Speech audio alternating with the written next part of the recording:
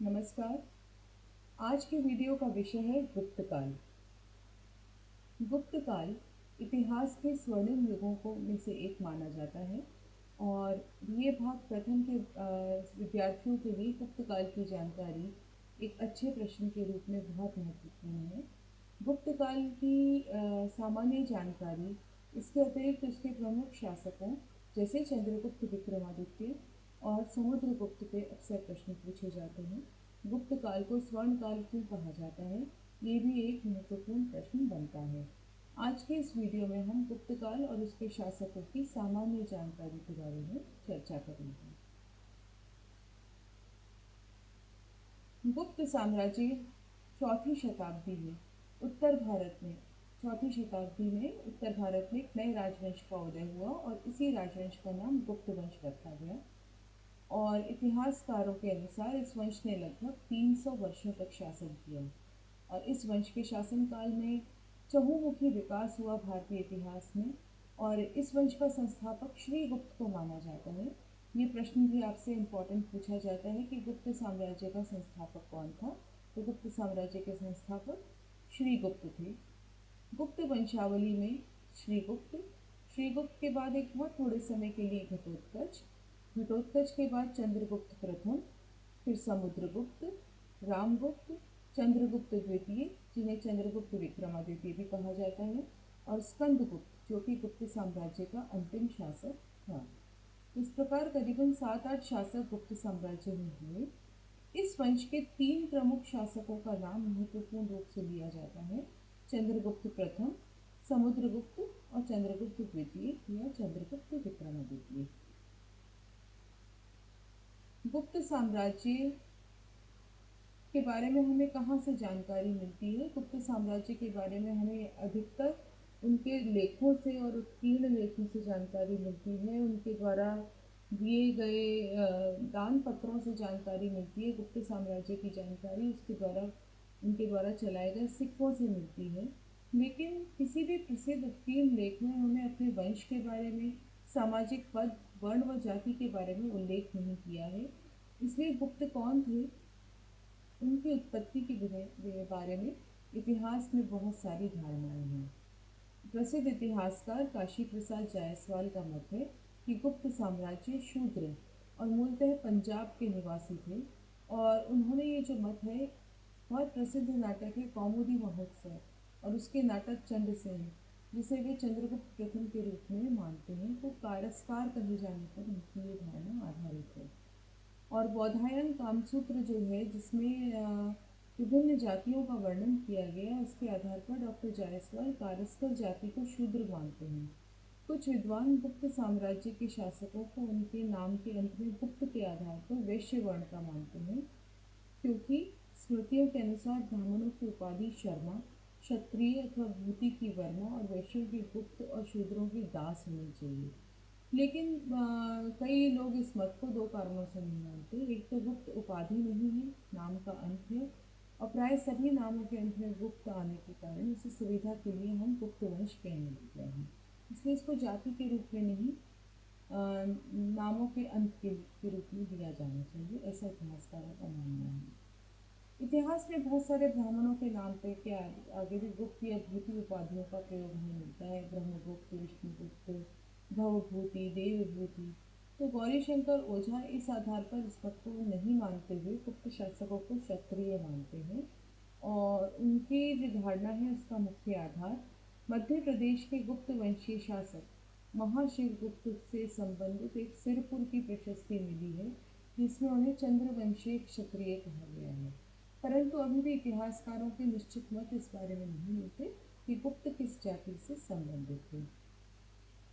तो अब हम बात करते हैं गुप्त वंश के प्रमुख शासकों के बारे में। ये गुप्त साम्राज्य का मैप है, जिसमें आप देख सकते हैं उत्तरी भारत में अफगानिस्तान, वर्तमान पाकिस्तान, काबुल से लेकर ईरान और इराक तक सीमाएं गुप्त साम्राज्य की गई हुई थी। और पूरा पूर्वी भारत में भी दूर दूर तक इसका विस्तार था। पूरा उत्तरी भारत गुप्त साम्राज्य के अधीन था। दक्षिणी प्रायद्वीप के एक छोटे से भाग को छोड़कर लगभग संपूर्ण भारत पर गुप्त साम्राज्य का अधिकार था। गुप्त साम्राज्य का प्रथम शासक था चंद्रगुप्त प्रथम।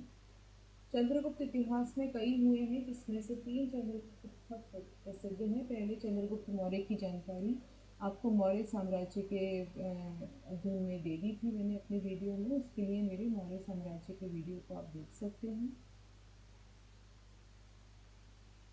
कुषाणों के काल में जब मगधों की शक्ति और महत्व समाप्त हो गया था, तो चंद्रगुप्त प्रथम ने गुप्त शासक के प्रसिद्ध शासक के रूप में इसे पुनः स्थापित किया। उन्होंने साकेत और प्रयाग तक मगध साम्राज्य का विस्तार किया। उनकी राजधानी भी पाटलिपुत्र थी। उन्होंने उसका सबसे बड़ा जो इतिहास में उल्लेखनीय योगदान था, वो गुप्त साम्राज्य को एक एक्नॉलेज राजवंश प्रदान बनाना था। उन्होंने उसके लिए लिच्छवी वंश की राजकुमारी से विवाह किया और इस संबंध में मगध और लिच्छवियों के बीच में संबंध अच्छे हुए। इसके लिए हमें एक सिक्के मिलते हैं जिसपे लिच्छवेय लिखा है, जिसमें राजकुमारी जो लिच्छवी जाति की थी उनके और मगध के राजा चंद्रगुप्त प्रथम के बीच में विवाह और उससे जो उन्होंने सिक्के चलाए थे, उससे इस विवाह के महत्व का पता चलता है। इससे गुप्त वंश की प्रतिष्ठा में बहुत वृद्धि हुई थी। चंद्रगुप्त प्रथम पहला शासक था गुप्त वंश का जिसने महाराजा धीराज की उपाधि धारण की थी। प्राचीन भारत के इतिहास में राजा, एक राट, महाराट या महाराज और महाराजा धीराज, इन उपाधियों का अपना ही महत्व होता है। आसपास के शासकों पे जिसने अधिकार कर लिया हो और संपूर्ण भारतवर्ष पर, आर्यावर्त पर जिसका अधिकार हो गया हो, वही महाराजा धीराज की उपाधि धारण करता है। तो इससे पता चलता है कि गुप्त शासक का महत्व चंद्रगुप्त प्रथम के काल में बहुत अधिक हो गया था। समुद्रगुप्त इस वंश का सबसे प्रतिभाशाली और महानतम शासक था। समुद्रगुप्त चंद्रगुप्त प्रथम का पुत्र था।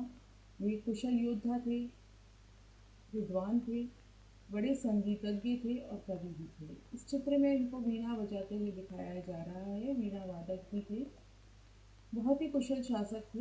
हिंदू धर्म के अनुयायी होते हुए भी इन्होंने बौद्ध धर्म और जैन धर्म को अत्यंत सम्मान दिया और धर्मों के प्रति धार्मिक सहिष्णुता की नीति अपनाई। समुद्रगुप्त के काल में गुप्त वंश का सर्वाधिक विकास हुआ है। इतिहास में समुद्रगुप्त को एक विजेता और साम्राज्य निर्माता के रूप में जाना जाता है और उनका जो विजय अभियान है उसके बारे में हमें उनकी प्रयाग प्रशस्ति या इलाहाबाद की प्रशस्ति से पता चलता है, जो उनके दरबारी कवि हरिशेन ने लिखी थी। एरन अभिलेख और सिक्कों से भी समुद्रगुप्त के समय की हमें जानकारी मिलती है और उस समय की अधिकांश प्रशस्तियाँ राजाओं के पूर्वजों के संबंध में जानकारी देती हैं।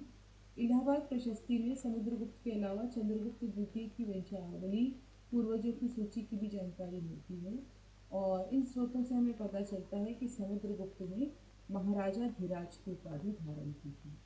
समुद्रगुप्त वह शासक था जिसने न सिर्फ उत्तरी भारत, आठविक राज्य, दक्षिण भारत के राज्य और भारत के समस्त राज्यों पर अपना अधिकार स्थापित किया था और दक्षिण भारत में उन्होंने राज्यों को अधीन कर उनको वापस अपने शासकों को दे देने की नीति का पालन किया था, जिसको ग्रहण मोक्षानुग्रह की नीति कहा जाता है।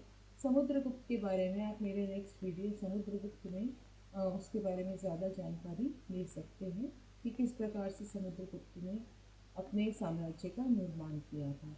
समुद्रगुप्त की शासन के अनेकों सिक्के हमको पूरे भारतवर्ष में मिलते हैं, जिसमें उनका अश्वमेध यज्ञ का सिक्का और वीणा वादन शैली का सिक्का सबसे अधिक प्रसिद्ध है। अब बारी आती है चंद्रगुप्त द्वितीय या चंद्रगुप्त विक्रमादित्य की।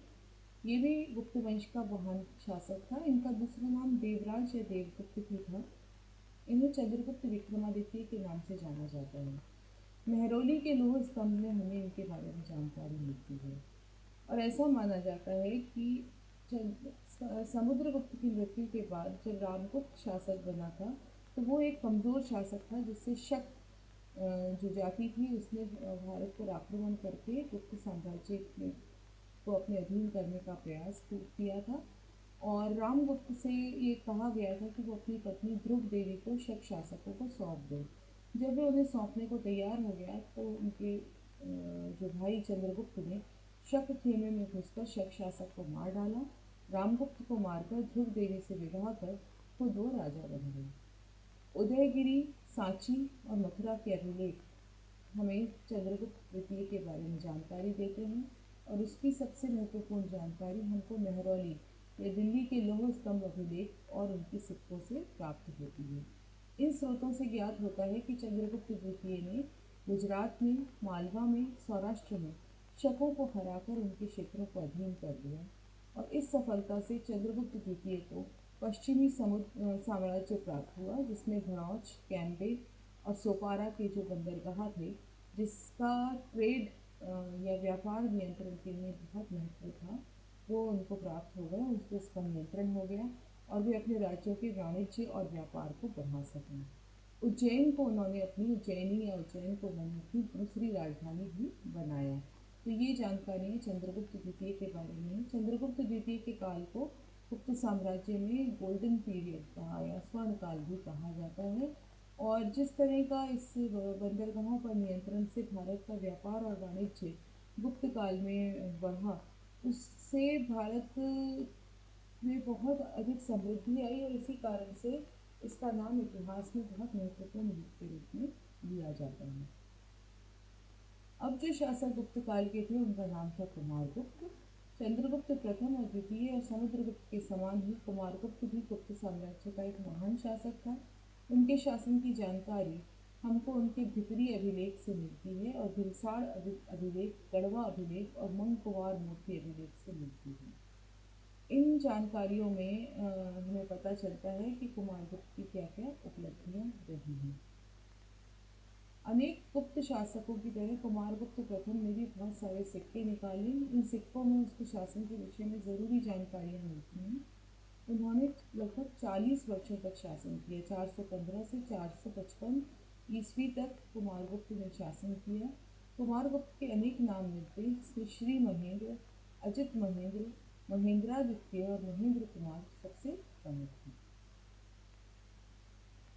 अब गुप्त साम्राज्य का अंतिम शासक, अंतिम गौरवशाली शासक स्कंदगुप्त था। स्कंदगुप्त कुमारगुप्त के पुत्र थे। इनकी सबसे बड़ी उपलब्धि उस काल में होने वाले शक और हूण आक्रमणों का सामना करके शक और हूण जाति को हराना था। उन्होंने शकर आदित्य यानी शकों के ऊपर विजय प्राप्त करके सूर्य की भांति चमकने वाले की उपाधि भी धारण की, शक, अरि और उसका आदित्य।